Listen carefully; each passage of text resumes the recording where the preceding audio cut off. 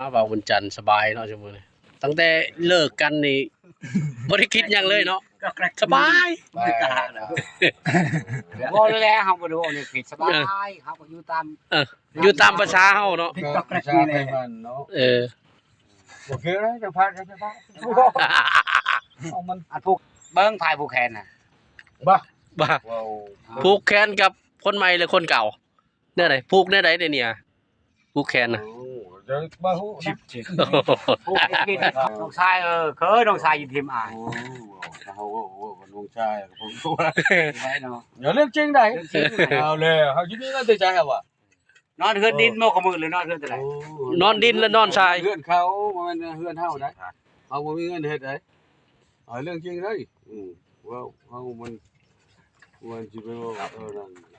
บ่เคยประมาท บ่มีเงินเฮ็ดทางใดนอนเฮือน มาแม่นช้านอนก็นอนพี่น้องนั่นล่ะแล้วก็ยาวใช้เฟซได้ถูก มาพ่อผม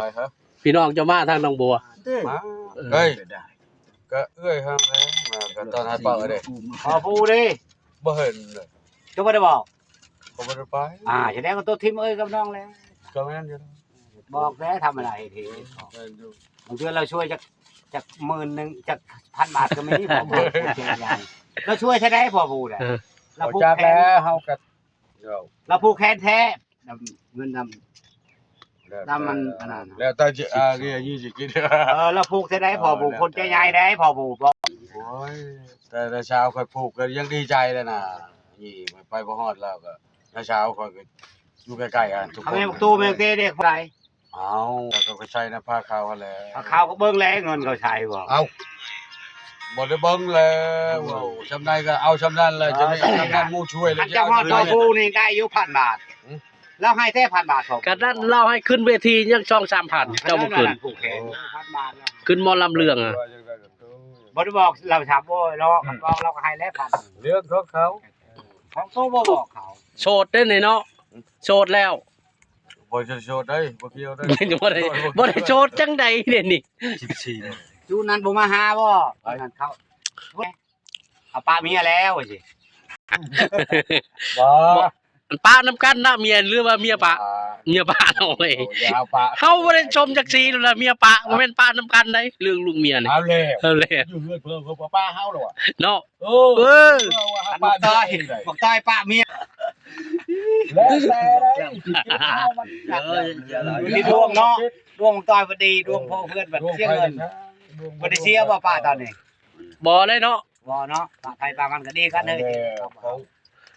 เมียมูลผู้ใดน่ะเนาะมันเป็นเมียธรรมดาเด้พ่อแม่แต่งให้ แล้วพอดี เมียมูลของอ้ายสุดท้ายเขาก็ยังทิมค่อยว่าแล้วมูลมันหมดแล้วเขาก็ทิมเขา พี่ในเฮือนว่าเมียหัน คันแล้วเอาเลยว่า เมียมูลที่เจ้าแต่งกันก็เจ้าปะแล้วโอ้ย บอก เมียมูล แล้วทำหาแน่นอนลงไปลงเฮือน เออ แนวมันแล้ว แล้วว่าดูใช่เด้ ใช่ดิลูกไผ่เขาบอกแล้วทำเฮาเว้ยนะ ป้องที่ บอกเทียบอกลูกหลานก็ดิลูกหลานกับเมื่อนเขาแล้วเนาะอย่าไปท่วงเขาได้ บ่ได้แล้ว เอาเมื่อเด้ ไม่ว้าวนักประกาศเลยมันป้าอาจารย์บอกเดี๋ยวบอกไว้ บอกพ่อบอกแม่อย่าไปหลานเลย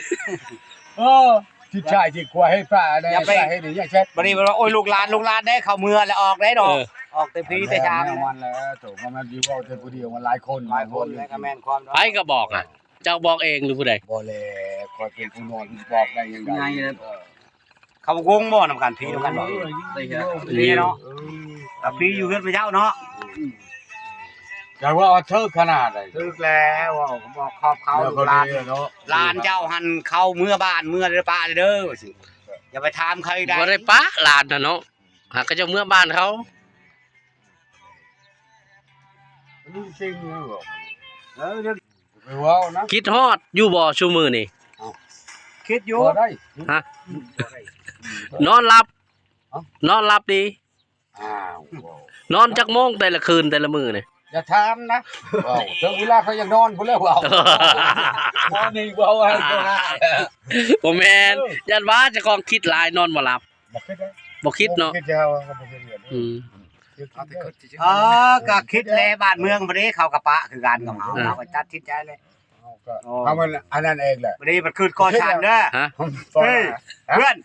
อย่าไปผูกคอตอคอตายได้เขาสาบนบ้านเมืองเต็มที่ได้เอ้ยอย่าคิดได้หาเอามา นี่ได้โบอยู่นะ เอาผู โน ก บา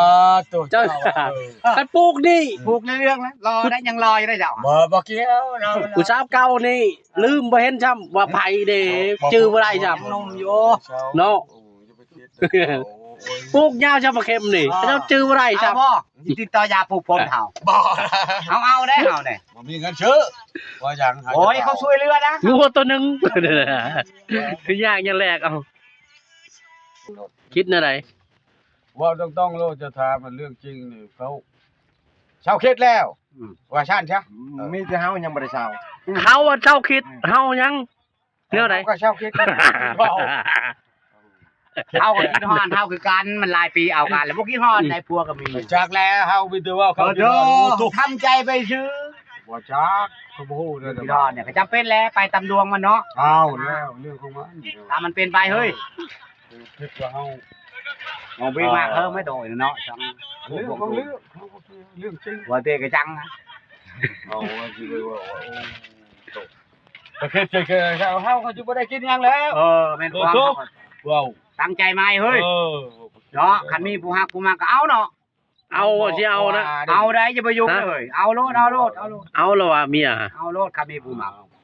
ยังบ่ แต่เขาจะได้เขาก็เอาเฮามีผู้เอาแล้วบ่ โอเคเอาได้ พอได้มีพะแรงพาง่ายได้มีเมียได้ ครับแม่นความ อันนี้บัดเมืองพะแรงบัดนึงเขาเอง นึงได้ใช่มั้ยน่ะ นึ่งได้บ่เข้าอ่ะ กินเองก็ได้